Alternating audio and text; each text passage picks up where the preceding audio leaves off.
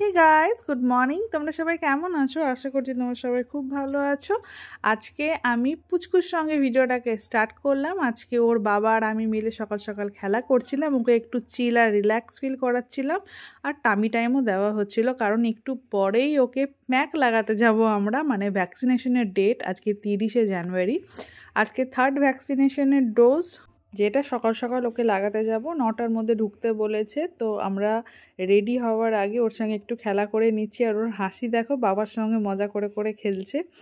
ও এমনিই করে, যখন টামি টাইম দেওয়া হয় ওকে আমরা কিছু না কিছু অ্যাক্টিভিটিসের সঙ্গে যুক্ত রাখি, যাতে ও চুপচাপ না বসে থাকে, কিছু না কিছু করে, যাতে হেড আপ করতে পারে, ক্রল করার চেষ্টা করতে পারে।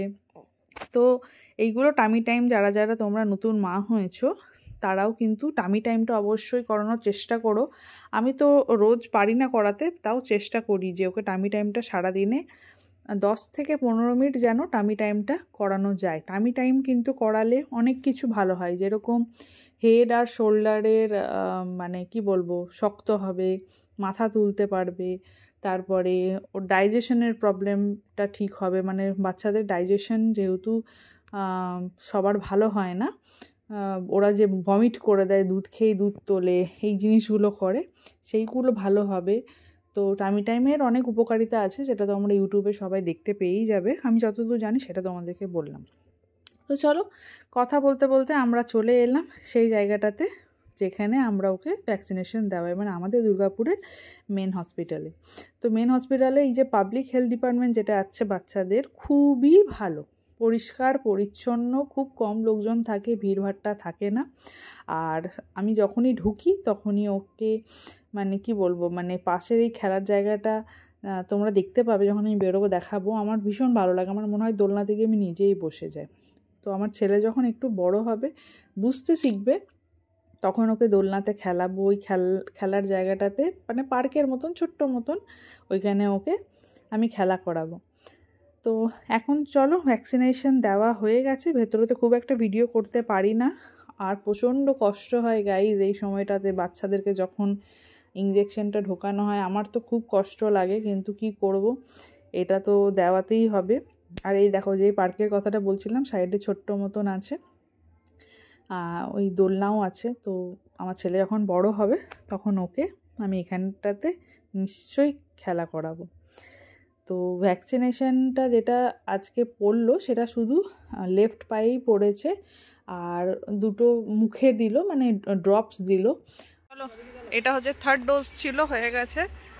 আর এখন বেরোচ্ছি আমরা এখান থেকে।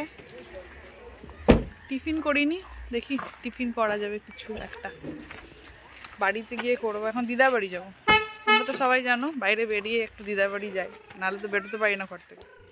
তো প্রত্যেকবারের মতনই তোমরা জানোই যে এখানে ভ্যাকসিন দেওয়ানোর পরই একটু দিদার বাড়ি হয়ে বাড়ি যাই, কারণ এই সময়টা একটু বেরোতে পারি। খুব একটা তো এখন ঘর থেকে বেরোনো হয়ই না, ছেলেকে নিয়েই যখন কোনো দরকারি কাজ থাকে বা কিছু থাকে তখন ছেলেকে নিয়েই বেরোই, খুবই কম, সেটা রেয়ার বেরোনো হয়। তো যখনই বেরোই তখন দিদার সঙ্গে একবার ওকে দেখা করিয়েই আমি একবারে বাড়ি ঢুকি।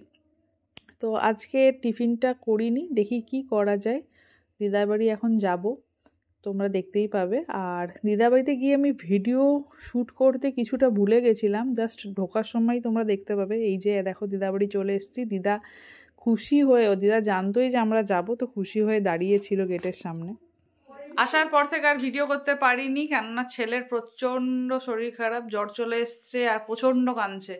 আগের বারে ভ্যাকসিনে কিন্তু এত কান্নাকাটি করেনি, এইবারে যতটা করছে। আর এদিকে বোন এসছে, এই যে পিসির মেয়ে, আপাতত ওর কাছে আছে। আমার কাছে তো কেঁদে ফাটিয়ে দিচ্ছে এখন। ও এখন এরকম করে নাচাচ্ছে, তো ঘুমাচ্ছে। এখন 4:45 বাজতে আছে, একদম সেই তোমরাদের সঙ্গে লাস্ট কথা হয়েছিল বোধহয় 10:30 10টা নাগাদ। তারপর কথাই বলিনি, দিদাবাড়িতে গেছিলাম, ওই রাস্তা দিয়ে ইডলি ফিডলি যাচ্ছিল, ওটাই টিফিন করলাম। দিয়ে বাড়ি চলে আসার পর থেকে আমি যে ওর পেছনে বসে আছি, ওর পেছনেই বসে আছি, মানে ও এত কাঁদছে আজকে। তো জানি না ভিডিওটা কতটা কন্টিনিউ করতে পারবো, বাট দেখতে থাকো। এই যে হাই বলে দাও সবাইকে। হাই বলে দাও পুকু। পুকি একটু হাই বলে দাও। ঘুমিয়ে পড়েছে। একটা নতুন চশমা কিনেছি, এই যে ফ্রেমটা কেমন লাগছে তোমাদের কমেন্ট করো। চলো দেখা হচ্ছে একটু পরে তোমাদের সঙ্গে। করছিলি সেটা কর, যেটা করছিলি সেটা কর। ইরিটেটিং মাসি,